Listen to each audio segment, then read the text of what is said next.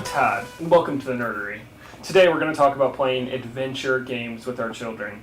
Now some of you might have no clue what I'm talking about. I'm going to throw a couple of words out here at the beginning, a couple titles that might rope you in or might scare you away, but please watch the rest of the video so you can kind of understand why I think adventure games are good to play with children and with adults, and why I'm having this topic. So, adventure games, the most common being Dungeons & Dragons followed by Pathfinder, are essentially games where a character takes on, or a player takes on a character's role and plays through it, solving puzzles, rescuing maidens, fighting bad guys, etc.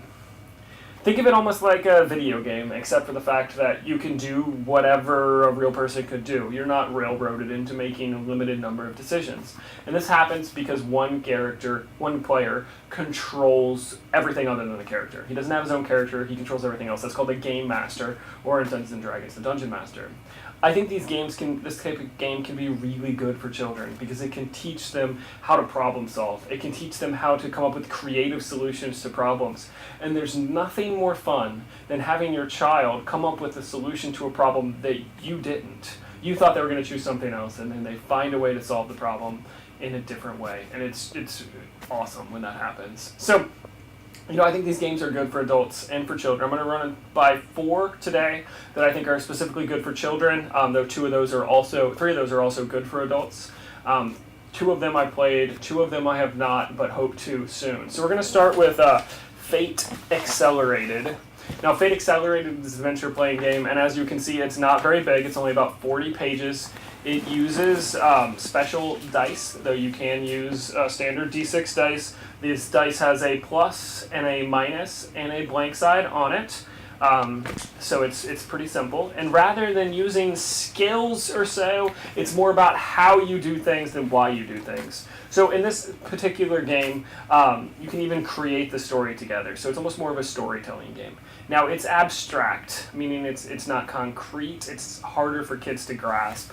I'd say probably 8 and 9-year-olds can understand it, but anyone less than that is going to have issues with the abstract nature of the game. So following Fate Accelerated is Fate Core, which is kind of an expanded version of Fate Accelerated with more information. It's going to take longer to set up. It's going to take longer to create your characters. You have more things going on, and because of that, it's more depth. Now, both of these systems, unlike Dungeons & Dragons and Pathfinder, are setting agnostic. You create the setting. So Fate Accelerated and Fate Core are both good for taking a genre and, let's say, Western. And then you kind of have your staple characters in Westerns, and you can all build off that because you have a shared understanding of what a Western is and things like that. So with children, you probably need to be a little more concrete. You need to make up the world or create in a world that they're very familiar with, like Narnia or Middle-earth or something like that. And in those games, you can have a lot of adventuring. Now, I have not played either one of these yet. I'm trying to set up a Fate Accelerated game, and I hope to be able to play it soon, but I haven't yet. So I'll talk more about that once I have. Now I'm going to play it with adults because I don't think my kids are quite old enough, but I'll give a review of it after that point and maybe a session explanation of how it went. So moving on from those two, we got, and just so you know, this Fate Accelerated is $5 for the physical copy, and I believe Fate Core, it wasn't very much, like 20 to 30 or something like that, but also both of the PDFs are downloadable on Evil Hat Production, the publisher's website, so you can download those at no cost. The next is Risus. Risus is a free PDF download. It's called Risus, the Anything RPG. There is like an expanded version that you can pay, I think, like $10 for, that gives you a little more information.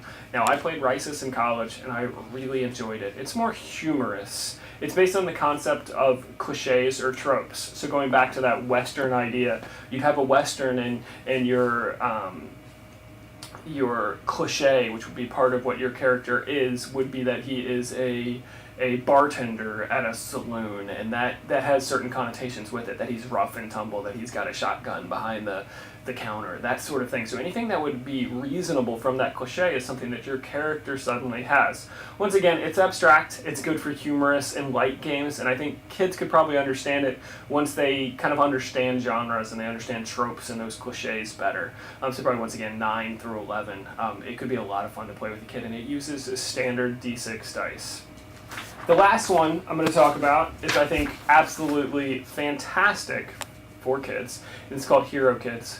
This is a PDF that you can buy and download off of Drive-Thru RPG.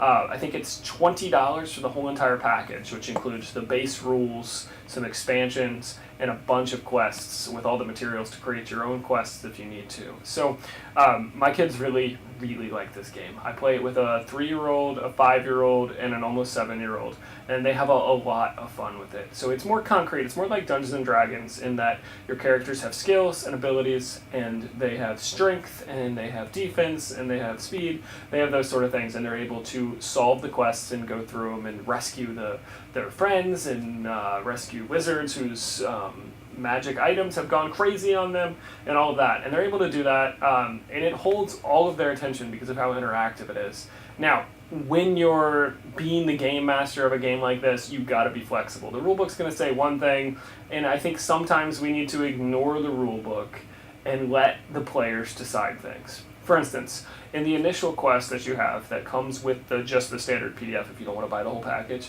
it has you have to go and fight rats, just like the start of any RPG, and rescue your friend. So my kid was sitting there, and she said to me, well, I have the ability to heal, and that rat is injured. Do you think it will be my friend if I heal it? Now, there's no rule for that. There's no rule that says you can't. But as someone who knows my kid and knows how the games work, pretty simple. You let that rat follow her around and help her out the rest of the day. You let her creative solution that's not your standard stab the rat until it dies. You let her do it. You let her experience that. And the same is true for all things. If they have a creative solution to a problem, you let them do it. So we'll talk more about adventure games and fantasy RPG, tabletop games, whatever you want to call them in the future. I'll go more into Hero Kids Rises and the Two Fates once I've played them. But for now, just remember that these are good ideas. You can pick up Hero Kids at Drive-Thru RPG. I'm not affiliated or associated with any of these companies. I just thought they're good products. So till next time, bye. This has been The Nerdery.